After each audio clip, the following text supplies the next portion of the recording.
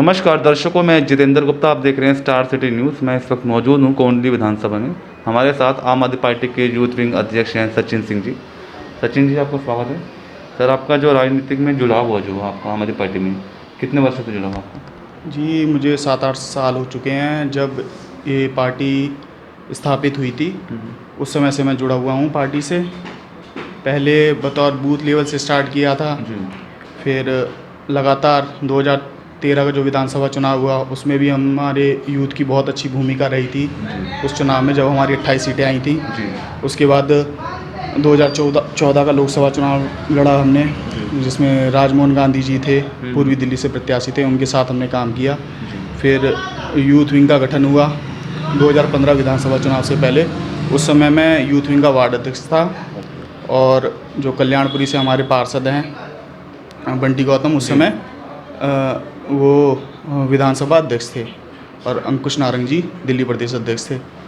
तो लगातार हम जुड़े रहे हैं पार्टी से और युवाओं को जोड़ा है कोंडली विधानसभा में। सर, इस समय आप जैसे जिलाध्यक्ष हैं यूथ विंग के, तो संगठन यूथ कैसे लेके चल रहा है? जी देखिए, यूथ हमारी शुरू से जो जुड़ाव रहा है पार्टी का, वो परिवर्तन के लिए रहा कि जो गंदी राजनीति थी भाजपा कांग्रेस द्वारा, उससे तंग आ चुके थे लोग। तो उसी को उखाड़ फेंकने के लिए जितने भी युवा साथी थे वो एकजुट हुए और एक नई दिशा तय करना चाहते थे। चाहे वो अन्ना आंदोलन से निकली हुई, हमने लगातार संघर्ष किया। फिर हम पार्टी में आम आदमी पार्टी लगातार संघर्ष करती रही है, और जितने भी युवा साथी हमारे रहे हैं वो उनका अहम योगदान रहा है इस। सचिन जी बताएंगे, जैसे कोरोना महामारी को लेकर बात कर लेते हैं, जब ये फर्स्ट वेव या सेकेंड वेव को लेकर किस प्रकार की आपकी भूमिका रही क्षेत्र में? देखिए, लगातार हमने अपने स्तर पर भी, जैसे दिल्ली सरकार ने ये न्यू कोंडली में मैं बता दूं, राशन डिस्ट्रीब्यूशन सेंटर बना रखे थे और फूड डिस्ट्रीब्यूट होता था सुबह शाम। रोज डेली हज़ारों लोग, चाहे वो राशन लेने आते हों या सुबह शाम, उस समय लॉकडाउन था, ठीक है। तो वो जिम्मेदारी हमें दी रखी थी माननीय विधायक कुलदीप कुमार जी ने। तो बखूबी हमारे युवा कार्यकर्ता पूरे टीम लगी हुई थी वहाँ पर। सर, ऑक्सीजन को लेकर भी काफ़ी मारा मारती है इस वेव में, क्या इसको लेकर भी आपकी भूमिका रही? देखिए, ऑक्सीजन को लेके ये तो बहुत ही बड़ा मुद्दा रहा था, ठीक है। और जो भी आम जन के माननीय विधायक जी के माध्यम से जितना भी सहयोग हो पाया हमने करा, लेकिन जो हमारे रडार में थे, जो हमारे जितना भी हमसे हो पाया, हमने बहुत ही प्रयास किया।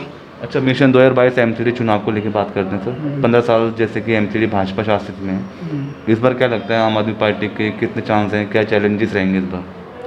देखिए, 20 साल से एमसीडी में भाजपा है और लोग बहुत बुरी तरीके से त्रस्त हो चुके हैं। बिल्कुल।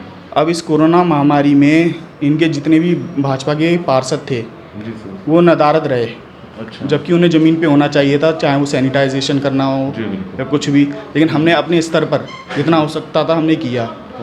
अभी ये कोरोना काल चल रहा है, ठीक है, और व्यापारी बुरी तरीके से प्रभावित हो रखे हैं, किसी का कामकाज कोई है नहीं। अभी इन्होंने ट्रेड लाइसेंसिंग फ़ीस हो, फैक्ट्री लाइसेंस की फ़ीस हो, उसमें वृद्धि कर दी है, हाउस टैक्स की कर दी है। आर्थिक रूप से हर कोई इस समय बहुत बुरी तरीके से प्रभावित है। अच्छा, न्यू कोंडली में मैं इस वक्त आपके मौजूद हूँ क्षेत्र में, क्या क्या यहाँ की समस्याएं बनी हैं सर? देखिए, यहाँ की समस्या शुरू से यहाँ पर जो बारात घर है, बारात घर नहीं है यहाँ आसपास, ठीक है। आबादी में फिर कैसे मैनेज होता था सर? ये आसपास ये नोएडा का है। नोएडा में यहाँ पर जो लोग कर पाते हैं, वरना डीडीए तो इतने ज़्यादा पैसे डीडीए के जो पुरानी कोंडली में हैं वो अफोर्ड नहीं कर पाते लोग, क्योंकि यहाँ मिडिल क्लास के लोग हैं। अच्छा, यहाँ के निगम पार्षद कौन है भाई यहाँ के सर? यहाँ जी अतुल गुप्ता जी हैं, भाजपा के पार्षद हैं। 4.5 साल बीत चुके हैं। हाँ जी। साफ सफाई नदारद? बिल्कुल साफ़ सफाई। आप यहाँ पर जाएंगे, बैरिकेडिंग अभी कोरोना के नाम पर यूपी सरकार ने लगा रखी है, क्योंकि ये बॉर्डर पड़ता है। तो छोटे छोटे बॉर्डर सारे बंद कर दिए गए थे। यहाँ सैनिटेशन पिट है, तो वो पूरा रास्ता पूरा ब्लॉक कर दिया गया, कूड़ा रोड पर ही डाला जाता है, जिससे हमारे पुरानी कोंडली के भी महिलाएं हैं, माताएं बहनें हैं, वो वहाँ से निकल नहीं पाती हैं और नोएडा मोड़ से घूम के आती हैं। बहुत ज़्यादा परेशानी होती है उन्हें। ये भी एक समस्या है। हाँ, और बारात घर के लिए शुरू से ही जब भी हमारे जो भी कार्यक्रम होते थे, जैसे विधायक जी आपके द्वार, तो जब ये इससे पहले बसपा की पार्षद थी, ठीक है, तो उसमें ये आरएसएस और भाजपा वाले ये मुद्दा बनाते थे, क्योंकि यहाँ आसपास डीडीए की लैंड थी। जी। तो ये बोलते थे लोगों से जा के कि अगर हम सत्ता में आए निगम में तो हम बारात घर बना के देंगे यहाँ पर। तो ये यहाँ जब भी हमारे कोई भी कार्यक्रम होते थे जनता से संवाद करने के लिए वहाँ पहुँच जाते थे। इन्होंने बड़ा चढ़ाकर मुद्दे उठाए थे, लेकिन सत्ता में आने के बाद ये बिल्कुल ही उस पर चुप रहे। जब लोकसभा 2019 का चुनाव आया तो पार्षद जी ने, उस समय के जो सांसद थे महेश गिरी जी ने, जब उनसे पूछा गया कि भैया आपने तो ऐसे ऐसे वादा किया था हमारे साथ, तो आनंद फानन में इन्होंने एक उद्घाटन कर दिया, ये डीडीए का लैंड ही है। और आज तक वहाँ पर एक ईंट नहीं रखी गई है मंदिर मस्जिद के पास में। अच्छा, ये बताएंगे सर, अगर आपको पार्टी मैदान में उतारती है, आप एक यूथ हैं, लोगों के बीच में आपका अच्छा एक जनसंपर्क है, अगर आपको पार्टी मैदान में उतारती है, कैसा यहाँ का चैलेंजेस, क्या रुझान रहेगा यहाँ पर? जी बिल्कुल, देखिए वो तो पार्टी तय करेगी, पार्टी की पॉलिटिकल अफेयर कमेटी तय करेगी कि चेहरा कौन होना चाहिए, कौन प्रत्याशी होना चाहिए। लेकिन बखूबी हम लगातार 7-8 साल से जनता के बीच में रहे हैं, ज़मीनी स्तर पे काम किया है। और अभी भी वैक्सीनेशन चल रहा है, ये इसी स्कूल में आप जाएंगे, न्यू कॉन्डी का है, उसमें हम लगातार जनता की सेवा कर रहे हैं। और अगर पार्टी देती है, हमें जिम्मेदारी देती है, तो हम बखूबी निभाएंगे। जैसे अभी सामान्य कार्यकर्ता के तौर पे काम कर रहे हैं, वैसे आगे भी करेंगे। और दिल्ली में सर क्या रहेंगे, काफ़ी चैलेंजेस रहेगा इस बार एमपी चुनाव को लेकर? देखिए महामारी में जो अभी भाजपा का जिस तरीके से इन्होंने काम किया, इनके पार्षदों, इनके नेताओं, वो नदारद रहे हैं, जनता के बीच में नहीं रहे हैं। तो अभी एक इंटरनल सर्वे भी आया था भाजपा का, जिसमें 45 से 50 सीटें बता रहे थे निगम में। मेरे को लगता है इतनी भी सीटें नहीं आएंगी। अच्छा। क्योंकि जनता इन्हें जान चुकी है, इनका असली चेहरा जान चुकी है। ये जनता को गुमराह करते हैं और जाति धर्म के आधार पर लोगों को बांटते हैं। अच्छा सर, जैसे कि दिल्ली में लॉकडाउन खोल दिए गए हैं, कुछ इस बारे में आप कुछ लोगों को जागरूक करना चाहेंगे? लास्ट में क्या मैसेज देना चाहते हैं?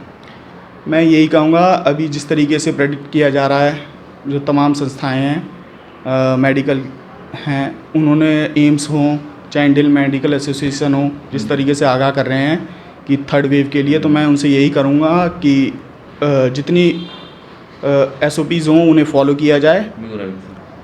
और यही कहेंगे कि बच्चों को भी थोड़ा सावधानी बरतें, क्योंकि बच्चों के लिए ज़्यादा घातक बता रहे हैं, क्योंकि ज़्यादातर लोग तो वैक्सीनेट हो ही जाएंगे, जो एडल्ट हैं, 18 अबव हैं, और जो बच्चे हैं उनको थोड़ा सावधानी से रखें। धन्यवाद आपका सचिन जी। तो ये हमारी सीधी बात सचिन सिंह जी से, स्टार सिटी के साथ मैं जितेंद्र गुप्ता।